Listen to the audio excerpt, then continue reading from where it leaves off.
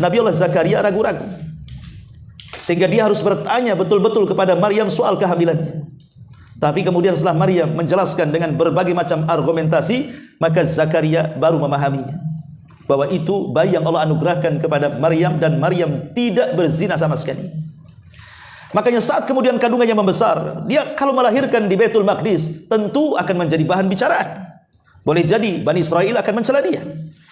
Makanya untuk menghindarkan supaya Baitul Maqdis tidak menjadi bahan pembicaraan yang buruk di tengah-tengah Bani Israel, dia keluar dari Baitul Maqdis. Kemudian dia pun masuk ke kebun-kebun kurma. Dari sini kita tahu Isa itu lahir di kebun kurma. Karena mereka orang-orang Nasrani mengatakan Isa itu lahir di kandang domba. Maka Islam berbeda. Karena di sini Allah Subhanahu wa taala mengatakan,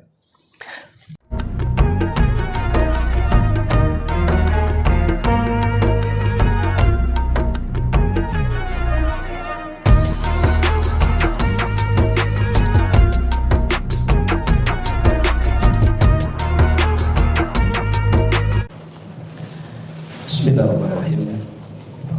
Assalamualaikum warahmatullahi wabarakatuh.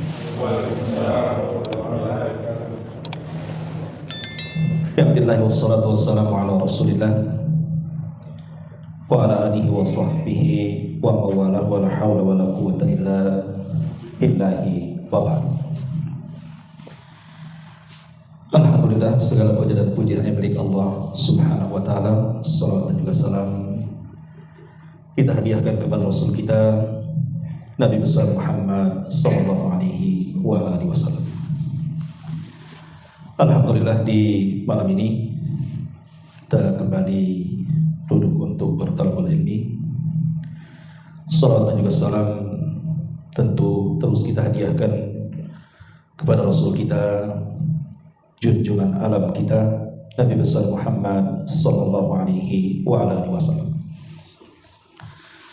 Adapun tema yang kita akan bahas, sebagaimana yang sudah diketahui bersama, kita akan mengambil satu kisah di dalam Al-Quran, kisah Nabi Allah Isa alaihi salatu wassalam. Karena dalam Islam itu harus mengakui semua para nabi, tidak seperti orang-orang Yahudi yang mengingkari kerasulan Isa bin Maryam. Tidak pula seperti orang Nasrani yang tidak mengakui kerasulan Nabi kita Muhammad sallallahu alaihi wasallam.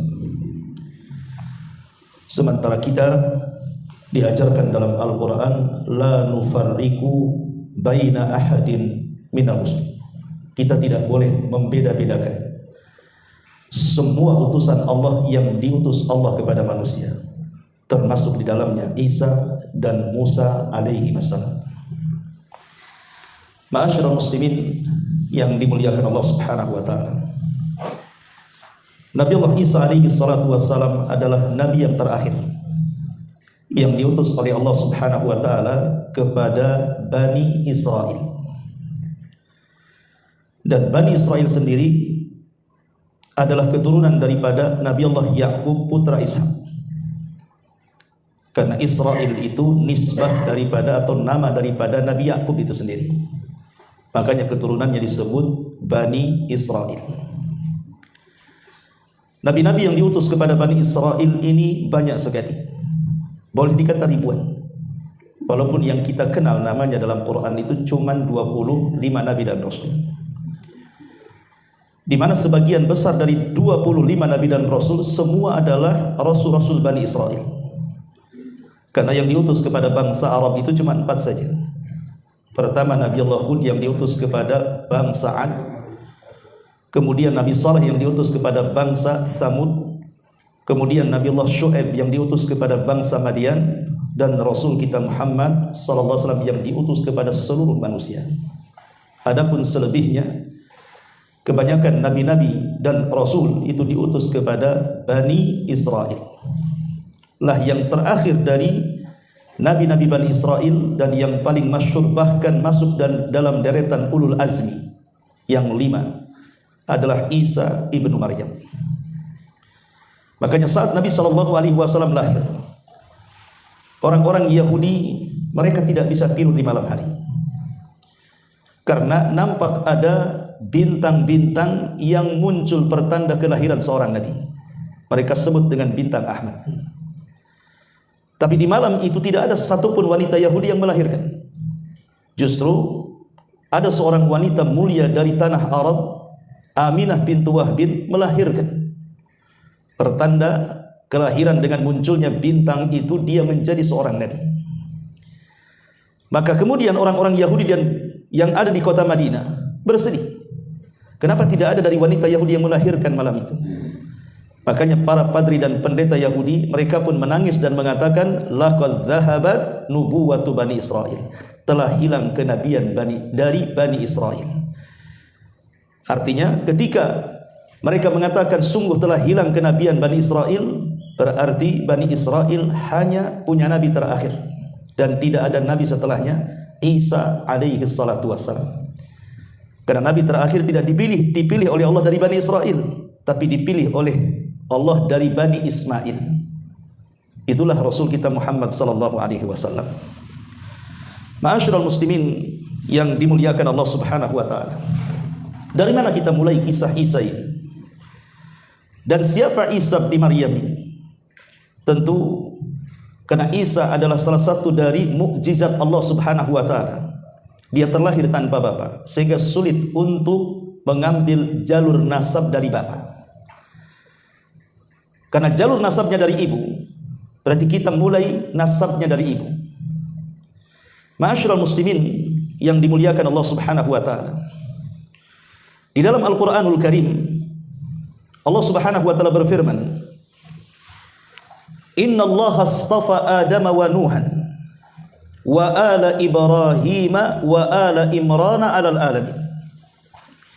Sesungguhnya Allah Subhanahu wa taala telah memilih Adam, kemudian memilih Nuh, kemudian memilih keluarga Ibrahim, dan memilih keluarga Imran di atas seluruh alam manusia pada zamannya masing-masing.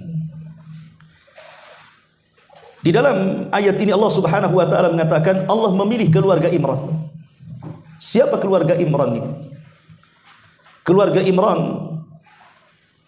adalah para pemimpin yang berkuasa saat itu di Baitul Maqdis. Jadi Imran adalah pemimpin di Baitul Maqdis. Allah Subhanahu wa taala takdirkan Imran ini memiliki istri yang mandul, tidak melahirkan.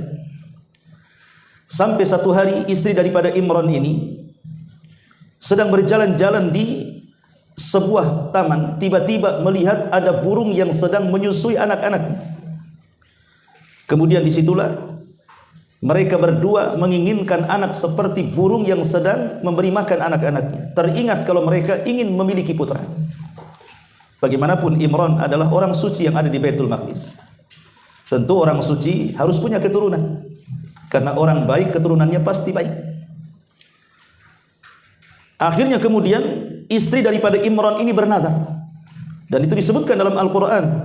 Idh qalat imra'atu Imrana rabbi inni nadhartu laka ma fi batni muharrar. Fataqabbal minni innaka antas samiul alim. Ingatlah ketika istri Imran berkata, wahai Rabbku, sesungguhnya aku menazarkan diri kepadamu.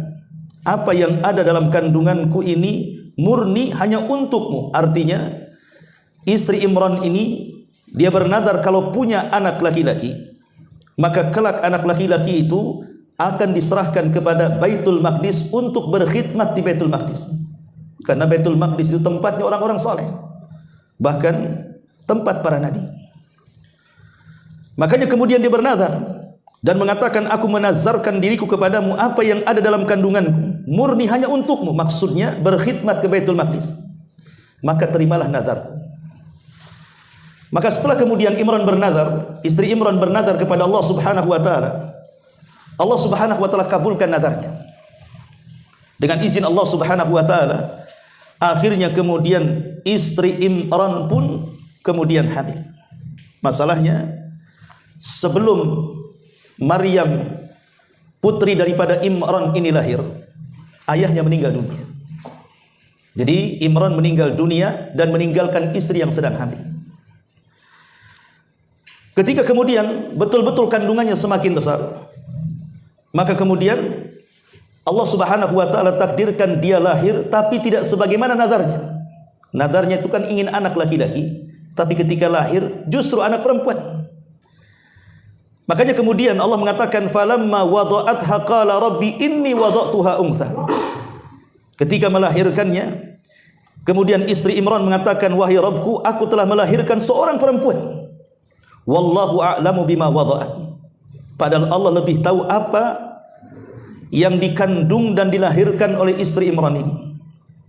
Kemudian Allah mengatakan walaysa dzakaru kal untha wa inni sammaituha Maryam wa inni u'idzuha bika wa dzurriyyataha minasyaitonir rajim. Maka Allah Subhanahu wa taala mengatakan, ingat, laki-laki tidak sama dengan perempuan, dan aku memberi nama anakmu hai istri Imran, nama anakmu perempuan itu adalah Maryam. Karena di saat itu tidak ada orang yang bernama Maryam. Makanya Allah Subhanahu wa taala yang memberi nama anak wanita itu dengan sebutan Maryam. Kalau sekarang banyaklah nama Maryam. Lah kemudian Allah Subhanahu wa taala mengatakan wa inni u'idzuha bika wa dzurriyyataha minasyaitonir rajim. Maka kemudian Maryam pun memohon perlindungan kepada Allah Subhanahu wa taala agar kelak anak cucunya terhindar dari setan yang terkutuk. Makanya Nabi sallallahu alaihi wasallam mengatakan ada dua bayi saat kelahiran tidak disentuh setan. Karena setiap bayi yang dilahirkan termasuk kita yang di sini, bahkan seluruh manusia saat lahir itu, maka setan akan datang kemudian menusuk lambung kirinya. Maka bayi itu akan menangis. Kata Nabi SAW, kecuali dua bayi. Pertama Maryam bintu Imran, dan yang kedua putranya Isa bin Maryam. Saat lahir tidak disentuh setan. Kata Nabi SAW, ma min mauludin yuladu illa nahussuhu syaitan. Tidak ada satupun bayi yang lahir kecuali akan ditusuk oleh setan itu di lambung kirinya. Kemudian dia pun akan menangis. Seolah-olah setan mengatakan kepada bayi yang baru lahir itu, aku adalah musuh.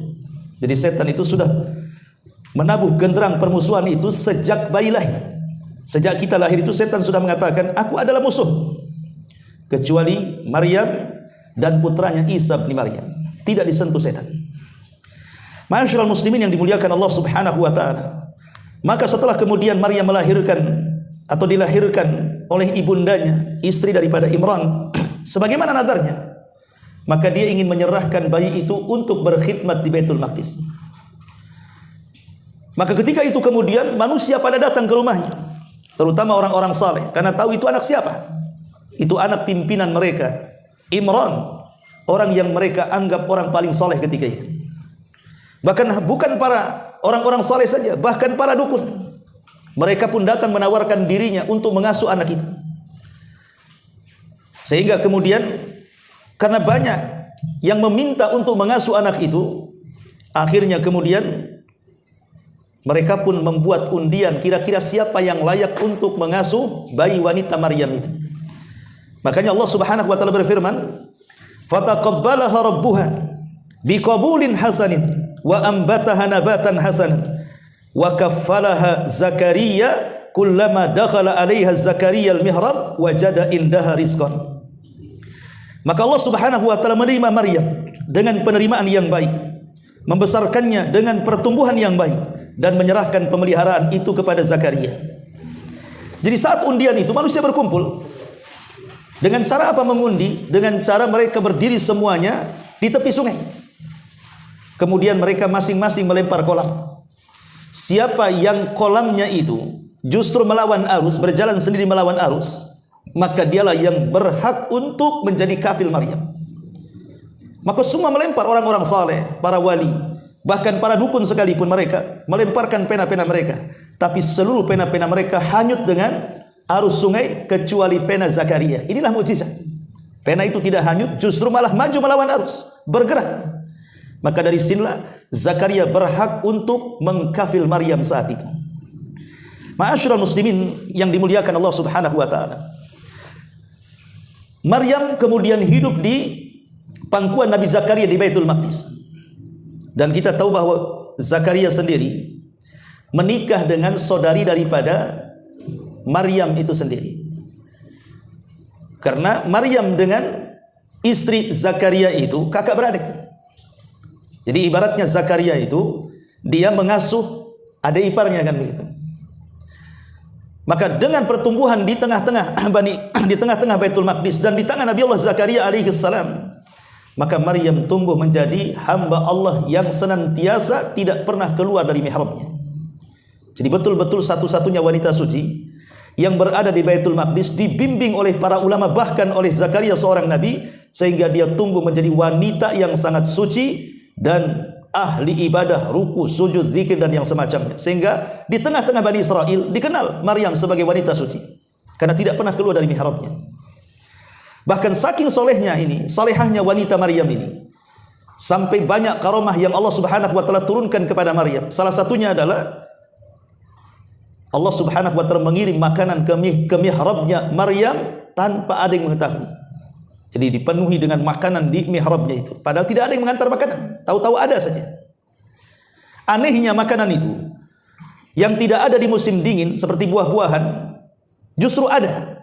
Atau yang tidak ada di musim panas justru ada. Makanya satu hari kemudian Nabi Zakaria alaihi salatu wassalam masuk ke mihrabnya Maryam.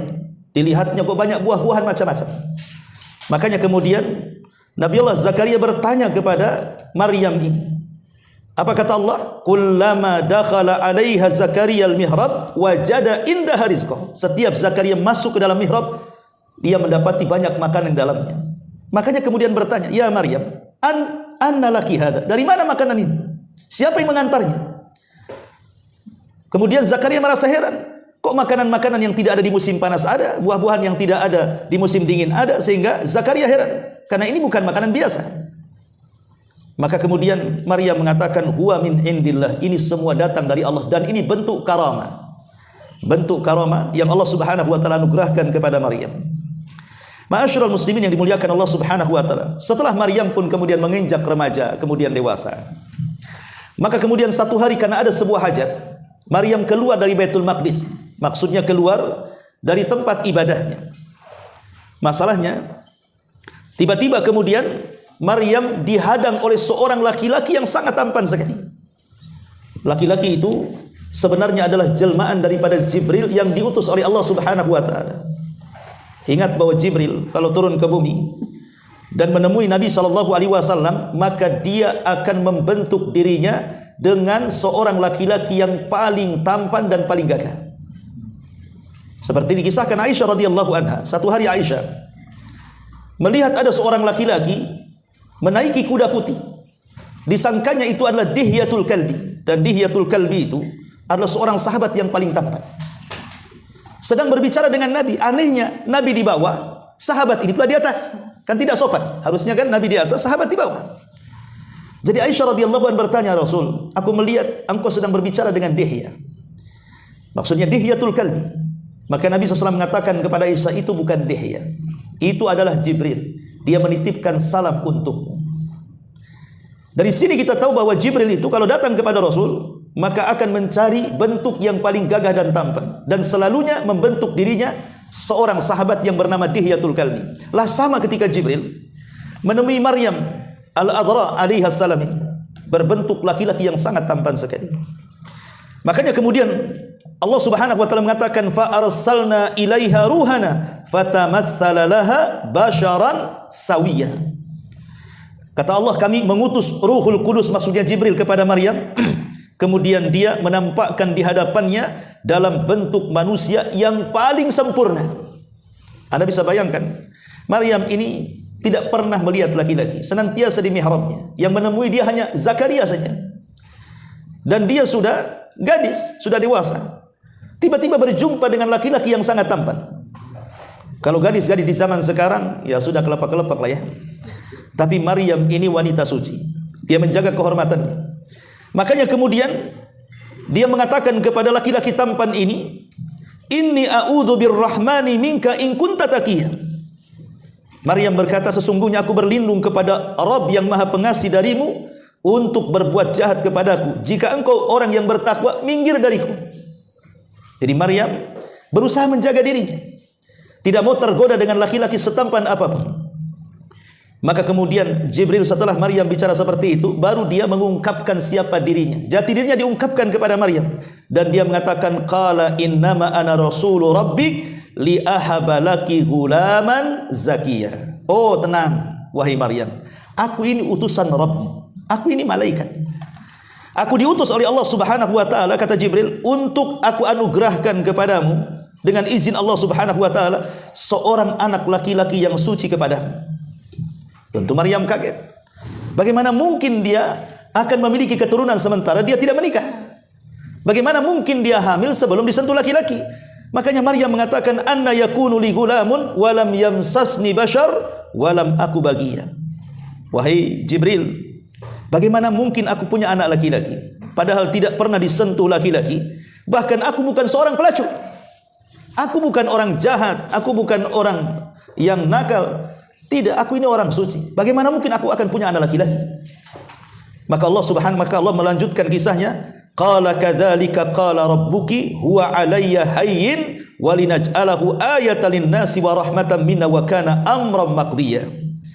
Jibril pun berkata, demikianlah Rabbmu wahai Maryam telah berfirman, hal itu sangat mudah bagiku, kata Allah, dan agar kami menjadikannya sebagai tanda kebesaranku bagi manusia dan rahmat dari kami, hal itu adalah satu urusan yang sudah diputuskan Allah Subhanahu wa taala. Artinya, mau tidak mau kau harus menerimanya. Ini sudah takdir dari Allah Subhanahu wa taala. Jadi Jibril mengingatkan kepada Maryam untuk percaya dengan takdir dan putusan Allah Subhanahu wa taala. Ma'asyiral muslimin yang dimuliakan Allah Subhanahu wa taala, maka Jibril sebelum meninggalkan Maryam, dia meniupkan ruhnya Isa bin Maryam ke dalam pesaknya Maryam. Kemudian ruh itu akhirnya turun dan masuk dari kemaluannya Maryam, kemudian masuk ke dalam rahimnya. Dari sini para ulama mengatakan bahwa proses lahirnya atau proses terciptanya Isa bin Maryam sama dengan bayi-bayi yang lainnya, sebab dia terlahir daripada rahim. Artinya kalau terlahir dari rahim, berarti dimulai daripada segumpal air mani, kemudian setelah itu berubah menjadi segumpal darah, kemudian setelah itu berubah menjadi segumpal daging, maka bentuklah manusia. Jadi kelahiran Isa normal, atau kehamilan Maryam ketika mengandung Isa itu normal, sama dengan bayi-bayi yang dikandung oleh ibu-ibu selama 9 bulan. Umumnya kan kalau perempuan hamil kan 9 bulan. Ya ada yang lebih daripada 9 bulan tapi jarang. Seperti kasusnya Abu Hanifah. Di kandungan ibundanya 2 tahun, ketika melahirkan sudah ada giginya. Itu Abu Hanifah, seorang imam madhab yang mencetuskan madhab Hanafi. Itu 2 tahun di kandungan ibunya, sudah keluar dan nyengir ada giginya. Ma'asyiral muslimin yang dimuliakan Allah Subhanahu wa taala. Maka setelah itu kemudian fahamalathu fantabadat bihi makanan qasiyya. Maka Maryam mengandungnya lalu mengasingkan dirinya bersamanya ke tempat yang jauh. Kenapa demikian? Tentu Maryam ketakutan. Bagaimana mungkin dia belum kawin, tidak disentuh laki-laki? Bagaimana mungkin dia hamil? Apa yang dikatakan Bani Israel kepadanya? Sementara ibundanya wanita suci, ibundanya wanita baik-baik, istri daripada orang yang paling saleh di Baitul Maqdis, Imran. Bagaimana mungkin dia hamil? Tentu ini akan jadi aib bagi masyarakat Bani Israel. Akhirnya kemudian dia pun mengasingkan diri keluar dari Baitul Maqdis. Ketika kehamilannya sudah membesar, dia takut. Saat kehamilan ini kemudian ketahuan oleh istri daripada Zakaria. Istri Zakaria ini saudarinya. Lah kebetulan istri Zakaria sendiri sedang mengandung Yahya yang kelak akan menjadi nabi, putra daripada Zakaria. Sama-sama sedang mengandung. Maryam sedang mengandung Isa, sementara istri Zakaria sedang mengandung Yahya. Maka kemudian istri daripada Zakaria heran, kenapa Maryam bisa hamil? Tetapi kemudian istri daripada Zakaria juga heran dengan kandungan bayinya yang sudah bergerak. Bahkan dia bermimpi bahwa bayi yang dikandungnya, maksudnya Yahya putra Zakaria ini, ketika berjumpa dengan Maryam, dia sujud kepada Isa. Maksudnya bukan sujud ibadah, sujud takrim, penghormatan. Karena ketika para malaikat sujud kepada Adam, itu bukan sujud ibadah, karena sujud ibadah itu tidak boleh diberikan kecuali kepada Allah. Maksudnya sujud dalam rangka menghormati. Karena gaya orang dulu itu sujud untuk menghormati, dan itu dibolehkan di zaman dulu, tapi dalam syariat Islam tidak boleh. Sehingga kemudian Dari situlah kemudian saudarinya, istri daripada Zakaria, menganggap bahwa kehamilan Maryam itu sebuah mukjizat. Masalahnya, Nabi Allah Zakaria ragu-ragu, sehingga dia harus bertanya betul-betul kepada Maryam soal kehamilannya. Tapi kemudian setelah Maryam menjelaskan dengan berbagai macam argumentasi, maka Zakaria baru memahaminya, bahwa itu bayi yang Allah anugerahkan kepada Maryam, dan Maryam tidak berzina sama sekali. Makanya saat kemudian kandungannya membesar, dia kalau melahirkan di Baitul Maqdis tentu akan menjadi bahan bicaraan. Boleh jadi Bani Israel akan mencela dia. Makanya untuk menghindarkan supaya Baitul Maqdis tidak menjadi bahan pembicaraan yang buruk di tengah-tengah Bani Israel, dia keluar dari Baitul Maqdis. Kemudian dia pun masuk ke kebun-kebun kurma. Dari sini kita tahu Isa itu lahir di kebun kurma. Karena mereka orang-orang Nasrani mengatakan Isa itu lahir di kandang domba. Maka Islam berbeda. Karena di sini Allah Subhanahu wa taala mengatakan, apa kata Allah Subhanahu wa taala? Faja'ahal mahad ila jid'in nakhlati qalat ya laitani muttu qabla hadha wa kuntu nasyan mansiya. Kata Allah Subhanahu wa taala, rasa sakit akan melahirkan memaksanya Maryam untuk bersandar pada pangkal pokok kurma. Jadi dia melahirkan bersandar di pokok kurma, di kebun kurma, bukan di kandang domba, ya. Kemudian Allah Subhanahu wa taala mengatakan, dia pun Maryam berkata, oh seandainya aku mati sebelum ini dan menjadi seseorang yang tidak pernah diperhatikan manusia dan dilupakan selamanya oleh manusia. Seolah-olah Maryam mengatakan, kalau bayi ini lahir, kira-kira apa yang harus aku katakan kepada manusia? Manusia menganggap aku ini orang baik-baik. Maka dari sini kata para ulama, Maryam ini bercita-cita ingin mati. Pada dalam Islam kan tidak boleh. Tidak boleh seseorang itu berangan-angan ingin mati karena musibah yang menimpa. Kata Nabi SAW, la tatamanna al-mauta. Tidak boleh seseorang itu berangan-angan ingin mati sebab musibah yang menderitanya. Seperti orang sakit parah bertahun umpamanya. Kemudian dia tidak tahan dengan penyakitnya, kasihan dengan orang-orang yang merawatnya. Tiba-tiba ada pikiran, lebih baik mati daripada hidup saya. Atau orang-orang yang terlilit ekonomi, susah cari pekerjaan, susah cari makan, harus merawat anak-anaknya dan begitu seterusnya. Terkadang kepikiran ingin gantung diri. Atau mungkin datang ke jembatan satu di Barelang, ingin nyemplungkan diri. Ya. Terkadang ada orang yang seperti itu. Ya. Tapi kenapa kemudian Maryam di sini malah ingin meninggal dan dia ingin selamanya dilupakan manusia dan tidak pernah diingat kebaikannya? Ulama mengatakan, ada hal seseorang itu boleh berangan-angan ingin mati kalau dia takut terfitnah agamanya. Bukan persoalan dunia ya. Kalau tadi kan faktor ekonomi susah, akhirnya bercita-cita ingin mati. Faktor sakit, akhirnya bercita-cita ingin mati. Itu semua urusan dunia. Jadi larangan seseorang itu berangan-angan ingin mati ini kalau dalam urusan dunia. Tapi kalau dalam urusan agama, maka tidak masalah. Kalau dia takut terfitnah agamanya, maka tidak ada masalah. Ya. Tetapi orang-orang yang diberikan musibah oleh Allah, kalau memang dia tidak tahan, maka Rasul mengatakan wa in kana walabun, kalau memang harus seseorang itu bercita-cita ingin mati, silakan, tapi berdoalah seperti ini kata Rasul. Ya Rabb, kalau kematianku lebih baik bagiku, maka wafatkan aku. Tapi kalau hidupku lebih baik, maka sembuhkan dan berikan aku kesempatan untuk beramal saleh. Makanya Nabi SAW pernah satu hari, Abbas pamannya sedang sakit parah dan ingin mati daripada hidup.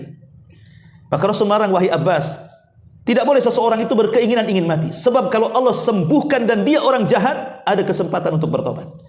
Tapi kalau Allah sembuhkan dan dia orang baik, adalah kesempatan untuk menambah amal saleh. Ma'asyiral muslimin yang dimuliakan Allah Subhanahu wa taala.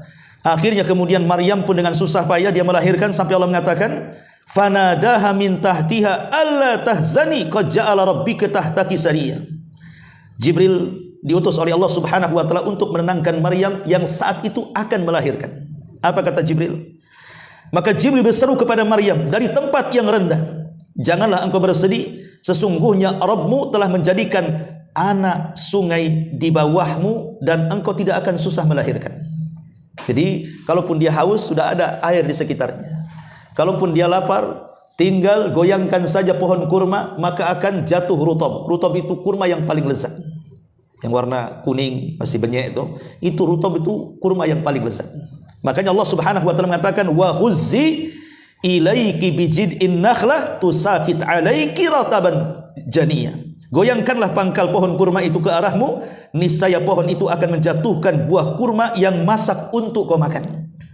Ma'asyiral muslimin yang dimuliakan Allah Subhanahu wa taala. Maka Maryam pun melahirkan. Melahirkan, saat melahirkan keluar cahaya. Itulah Isa bin Maryam yang kelak akan menjadi seorang nabi dari nabi-nabi Bani Israel, bahkan akhir dari seluruh nabi Bani Israel, bahkan dia adalah ulul azmi minar rusul. Bahkan dia satu-satunya nabi yang terikat dengan kita kaum muslimin kelak di akhir zaman. Karena Isa bin Maryam sampai hari ini dia belum mati. Semua para nabi mati, termasuk Nabi kita Muhammad sallallahu alaihi wasallam. Hanya Isa yang masih hidup sampai hari ini. Walaupun ada yang mengatakan Nabi Khidir masih hidup, diperselisihkan para ulama. Ada yang mengatakan dia mati, ada yang mengatakan hidup.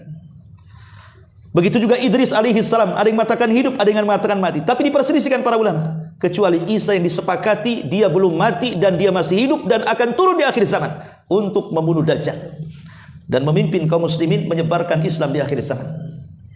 Ma'asyiral muslimin yang dimuliakan Allah Subhanahu wa taala. Akhirnya kemudian Maryam pun berpikir, bagaimana ini? Bayi sudah lahir.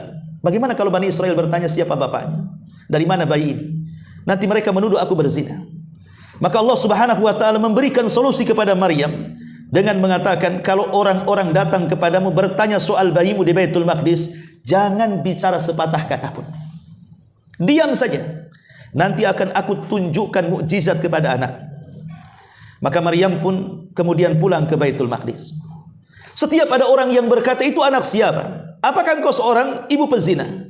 Itu siapa bapaknya? Maka Maryam diam, persis seperti isyarat dari Allah Subhanahu wa taala. Tetapi Allah Subhanahu wa taala ingin membersihkan Maryam, bahwa Maryam bukan pezina. Ya, Maryam wanita suci.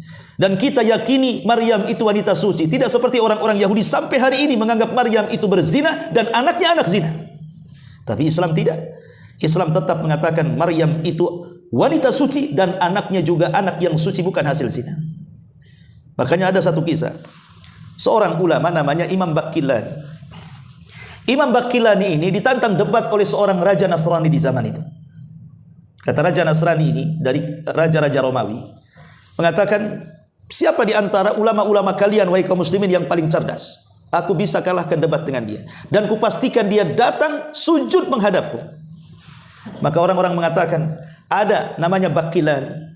Dia kalau datang kepadamu, dia tidak akan sujud dan dia bisa mematahkan hujahmu. Kata sang raja, kupastikan dia bisa sujud kepadaku. Kemudian raja mengirim undangan agar Imam Baqillani datang ke istana. Maka raja ini bersiasat dengan mengatakan, tutup semua pintu istana, jangan ada yang dibuka. Kemudian buat lubang di bawah pintu yang hanya bisa masuk badannya saja. Akhirnya kemudian di pintunya dikunci semuanya, kemudian hanya dikasih lubang saja. Apa maksudnya raja ini? Kalau ada orang masuk lewat kepalanya dulu, berarti posisinya sujud. Sementara raja sudah siap di hadapan pintu. Tapi Imam Baqillani cerdas. Ketika dia masuk, dia tidak mau memasukkan kepalanya dulu, dia masukkan kakinya dulu. Dia masukkan kakinya dulu, ya tahulah kalau sudah kakinya, ketika bangkit kan ditunggangi raja tuh. Itu cerdasnya Imam Baqillani. Sebab kalau dia masuk kepalanya pasti dia sujud. Dia tak mau sujud dengan raja zalim itu. Dia kakinya dulu. Ketika dia sudah di dalam, dia bangkit membelakangi sang raja. Sang raja kagum kecerdikan si Imam Baqillani. Mulailah kemudian di ruangan itu ada pendeta-pendeta. Ya. Kemudian Imam Baqillani bertanya kepada pendeta-pendeta itu, gimana kondisimu? Bahasa Arabnya, kaifa haluk, bagaimana kondisimu? Kata para pendeta, alhamdulillah kami sehat. Bagaimana keluargamu? Marah mereka. Karena pendeta tidak boleh kawin masalahnya. Kalau ditanya keluarga pula kan itu. Kemudian Imam Baqillani mengatakan, sementara Isa dia punya ibu. Artinya melahirkan. Ya. Isa itu punya ibu, Maryam punya anak. Kenapa kalian tak punya anak? Katanya. Kemudian debat panjang sampai akhirnya sang raja ini mengatakan kepada Imam Baqillani, aku dengar ibu kalian, maksudnya Aisyah radhiyallahu anha, dia seorang pezina. Kenapa raja ini mengatakan seorang pezina? Karena Aisyah ini dulu pernah difitnah oleh orang-orang munafik saat ketinggalan kereta dari pasukan Nabi Shallallahu Alaihi Wasallam, diselamatkan oleh seorang sahabat namanya Safwan ibn Mu'attil. Sehingga ketika Safwan ibn Mu'attil menyelamatkan Aisyah karena ketinggalan kereta, dilihat orang-orang munafik, kemudian mereka menuduh Aisyah berselingkuh dengan Safwan ibn Mu'attil. Maka Rasul sedih. Kenapa ada tuduhan seperti itu? 1 bulan Rasul tidak menemui Aisyah. Kemudian karena wahyu tidak kunjung turun membersihkan nama Aisyah, Rasul datang kepada Aisyah dan mengatakan, wahai Aisyah istriku, kalau memang kau ingin mengaku berzina, nggak ada masalah, tinggal bertobat, Allah ampuni dosamu. Tapi kalau engkau memang tidak melakukannya, nanti Allah akan bela dari 7 lapis langit sana, akan turun wahyu membersihkan namamu. Aisyah heran, kenapa Nabi SAW memiliki 2 pilihan? Pertama, harus mengaku atau tidak mengaku, seolah-olah Rasul terpengaruh dengan orang-orang munafik. Maka Aisyah hanya kemudian tidak bisa menjawab pertanyaan Rasul, hanya menatap ayahnya Abu Bakar dan mengatakan, wahai ayahku, jawab pertanyaan Rasul. Abu Bakar diam dan menangis. Aisyah mengatakan kepada ibunya Ummu Ruman, wahai ibunda, jawab pertanyaan Rasul. Ibunya pun diam, hanya bisa menangis.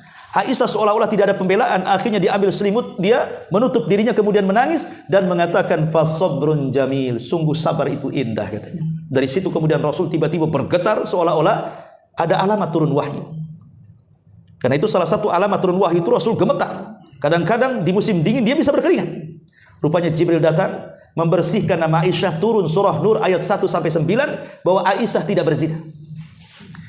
Lah, makanya kemudian Raja Nasrani ini bertanya kepada Imam Baqilannya, aku dengar ibumu Aisyah berzina. Kata Imam Baqilan, apa tidak salah? Jangan-jangan ibumu, maksudnya Maryam. Ya. Kemudian Raja marah dan mengatakan, bagaimana kau katakan ibu kami berzina? Ibu kami suci. Maka Imam Baqilan mengatakan, baik, saya akan bicara soal logika. Sekarang ada satu wanita, kemudian dia hamil dan melahirkan. Yang satu, ada satu wanita, dia tidak hamil dan tidak melahirkan dan punya suami. Yang satu hamil melahirkan tak ada suami, yang satu tidak hamil dan tidak melahirkan dan punya suami. Kira-kira yang pantas dituduh berzina itu siapa? Kira-kira, kata Imam Baqilan, ini wanita, tidak ada suami, punya anak. Berarti pas dituduh berzina kan? Anak siapa ini? Jangan-jangan kau berzina kan begitu? Sementara yang satu ini wanita, hamil pun tidak, apalagi melahirkan, dan dia punya suami. Macam mana dituduh berzina? Tapi Imam Baqilan mengatakan, tapi aku yakin bahwa kedua wanita itu dua-duanya suci. Maksudnya Maryam dan juga Aisyah, dua-duanya wanita suci. Ma'asyiral muslimin yang dimuliakan Allah Subhanahu wa taala. Maka setelah Maryam membawa bayi itu, semua orang mengatakan macam-macam. Di sini Allah Subhanahu wa taala menunjukkan mukjizat kepada Isa berupa apa? Bayi ini tiba-tiba bisa bicara. Bayi yang dalam pangkuan ini bisa bicara. Makanya Rasul mengatakan ada 4 bayi di dunia ini yang bisa bicara.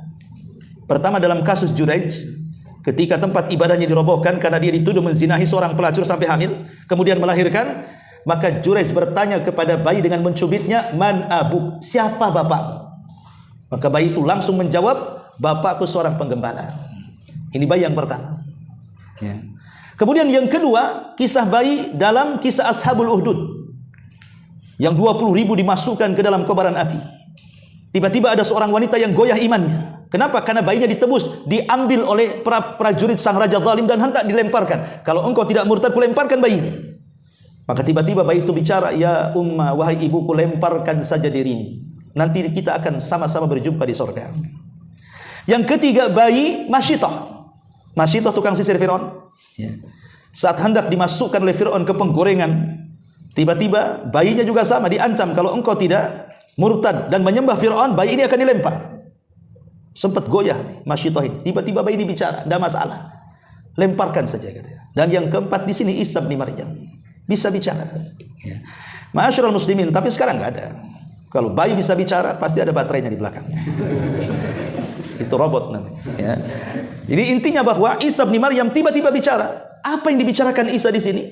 Tiba-tiba Isa mengatakan, qala inni Abdullah ataniyal kitaba wa ja'alani nabiyya wa ja'alani mubarakan aina ma kuntu wa awsani bis salati waz zakati ma dumtu hayya wa barram biwalidati wa lam yaj'alni jabbaran syaqiyya wa salamun alayya yauma wulidtu wa yauma amutu wa yauma ub'atsu hayya. Tiba-tiba Isa ngomong di hadapan manusia yang hendak menuduh ibunya berzina. Kata Isa, sesungguhnya aku adalah hamba Allah. Dia akan memberikan kitab kepadaku, maksudnya Injil, dan akan menjadikan aku seorang nabi. Bayangkan, bayi ngomong begitu. Aku ini hamba Allah, akan diberikan kitab, dan Allah akan menjadikan aku seorang nabi. Dan aku akan menjadi orang yang paling berbakti kepada dan dia akan menjadikan aku seorang yang diberkahi di mana saja aku berada, dan memerintahkan kepadaku untuk salat. Bayi mengatakan, saya diperintahkan Allah untuk salat, untuk zakat sepanjang hayatku. Bahkan diperintahkan aku oleh Allah agar aku menjadi orang yang berbakti kepada ibuku, serta dia menjadikan aku orang yang tidak sombong dan tidak celaka. Kesejahteraan semoga dilimpahkan kepadaku, kata Isa, pada hari aku dilahirkan, pada hari aku diwafatkan, dan pada hari aku dibangkitkan. Tiba-tiba dia bicara seperti itu, semua kaget. Dan ini salah satu mukjizat Isa bin Maryam. Ya, ada yang menerima, ada juga yang menolak.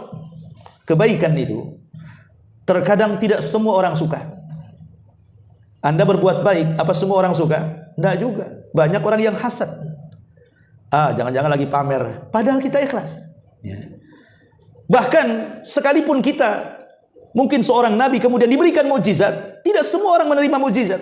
Banyak kok para nabi yang kemudian ketika mengeluarkan mukjizat itu ada yang beriman, ada yang kufur. Contoh memangnya kisah Nabi SAW diminta agar dibelahkan bulan menjadi dua. Padahal orang-orang Quraisy mengatakan, kalau engkau bisa membelah bulan itu, kami akan beriman. Setelah bulan betul-betul terbelah, apa kata mereka? Sesungguhnya Muhammad telah menampakkan sihirnya. Dianggap dukun, ya kan? Nah ini memang seperti itu, ya. Isa bin Maryam walaupun dari kecil diberikan mukjizat, ya ada yang menerima, ada yang tidak. Ya. Ma'asyiral muslimin yang dimuliakan Allah Subhanahu wa taala. Maka Isa pun kemudian tumbuh dari kecil menjadi remaja. Nampaklah mukjizat-mukjizat yang Allah Subhanahu wa taala tampakkan kepada Isa bin Maryam. Jadi saat remaja berkumpul dengan kawan-kawan sebayanya. Mulailah dia mengambil tanah lempung. Kemudian dikumal-kumal, dikual-kual sampailah berbentuk burung. Tiba-tiba kemudian burung itu ditiupkan ruh oleh Allah dan hidup dan bisa terbang. Kan aneh itu, ya. Ibaratnya antum punya celengan ayam gitu ya. Tahu-tahu hidup. Rugi enggak? Rugilah, celengannya 1 juta. Jadi ayam dijual berapa kan gitu. Ya. Intinya contohnya itu mukjizat Isa bin Maryam. Yang lebih lagi, terkadang Isa ini ngomong dengan kawan-kawannya, di rumahmu pasti dalam kulkasmu itu ada ayam, ada daging, ada kangkung, ada apa. Dan semua tebakan Isa itu semuanya ada. Jadi dia nebak, tapi tebakan itu benar. Ya. Bahkan kemudian Isa setelah besar pun diberikan oleh Allah Subhanahu wa taala mukjizat bisa menyembuhkan abros. Abros itu apa? Penyakit albino. Tahu ya albino ya? Albino itu penyakit yang tidak bisa diobati. Sampai hari ini nggak ada obatnya. Cuman bisalah dikurangi. Ya. Tapi kalau disembuhkan tidak bisa. Kenapa tidak bisa disembuhkan penyakit albino itu? Karena itu salah satu mukjizat Isa bisa menyembuhkan albino. Kalau bisa disembuhkan orang biasa, ngapain jadi mukjizat Isa? Ya. Makanya albino tidak akan bisa disembuhkan. Karena dijadikan mukjizat oleh Isa. Orang-orang di zaman itu tidak bisa menyembuhkan. Isa pula bisa menyembuhkan. Albino itu yang putih-putih itu. Itu namanya penyakit albino. Itu dalam bahasa Arab disebut abros namanya. Dan ini disebutkan di dalam Al-Quran. Allah Subhanahu wa taala berfirman tentang mukjizat Nabi Isa dalam Al-Imran 49 itu. Wa rasulan ila bani Israil. Inni qad ji'tukum bi ayati min rabbikum. Inni akhluqu lakum minat tini ka hayati tayri fa anfuhu fihi fayakunu tayran bi idznillah. Wa ubri'ul akma'aha wal abras. Di sini disebut wal abrasa wa uhyil mauta bi idznillah wa unabbiukum bima ta'kuluna wa ma tadakhiruna fi buyutikum inna fi dzalika laayatan lakum in kuntum mu'minin. Dan Allah Subhanahu wa taala menjadikan Isa sebagai seorang rasul yang diutus kepada Bani Israel. Beliau berkata, maksudnya Isa, sesungguhnya aku telah datang kepada kalian dengan membawa mukjizat dari Rabbku. Dan sesungguhnya aku bisa membuat untuk kalian dari tanah liat, kemudian aku bentuk seperti burung, kemudian aku meniupnya, tiba-tiba dia menjadi burung betulan dan terbang. Tentu ini semua karena izin Allah Subhanahu wa taala. Dan aku juga menyembuhkan orang-orang yang buta dari lahir. Jadi orang yang buta bisa disembuhkan. Maksudnya dari lahir ya, bukan setelah tua disembuh. Enggak, ini dari lahir dia memang sudah buta, Isa bisa menyembuhkannya. Kemudian juga bukan hanya itu saja. Wal abras, dan orang yang terkena penyakit albino. Ada yang mengatakan abras ini kusta bahasa gitu. Ada yang mengatakan albino tadi. Kemudian wa uhyil mauta, dan aku juga bisa menghidupkan orang mati dengan izin Allah. Jadi Isa ini bisa menghidupkan orang mati, tentu dengan izin Allah. Jadi ada satu waktu Isa ini punya kawan, ya. Kawannya sakit parah dan menjelang kematiannya. Jadi istri kawannya yang sedang menunggu suaminya yang mendekati ajal itu, dia ingin memberitahu Isa bahwa temannya sebentar lagi akan mati dan sedang sakit parah. Diutus. Masalahnya tempat dia dengan Isa ini jauh, berhari-hari. Zaman itu kan nggak ada kendaraan kecuali dengan jalan kaki, kuda atau naik unta. Sehingga kemudian setelah orang ini berjalan, orang ini meninggal. Kemudian orang ini sampai kepada Isa memberitahu kawannya sakit. Padahal sudah meninggal tuh. Maka Isa bergegas, kan itu kawannya. Akhirnya kemudian Isa pun bergegas mendatangi kawannya, rupanya sudah meninggal beberapa hari. Maka Isa berdoa kepada Allah Subhanahu wa taala, tiba-tiba kemudian dia hidup kembali karena izin Allah Subhanahu wa taala.